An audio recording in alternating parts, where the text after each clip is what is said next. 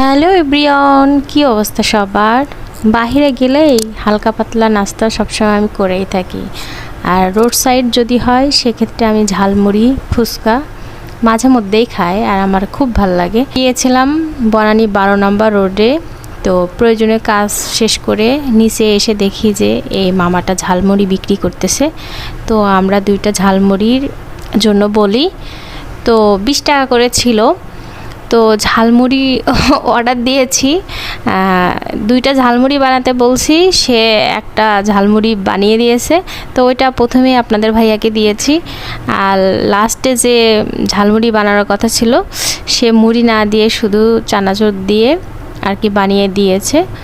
তো ঝালমুড়িটা আমি ভিডিও করতাম না, কিন্তু অনেক মজা হয়েছিল, সেই কারণে ভাবলাম ভিডিও করে আপনাদের সাথে শেয়ার করি। দেখেন কি সুন্দর দেখতে, কতটা ইয়াম্মি দেখাচ্ছে।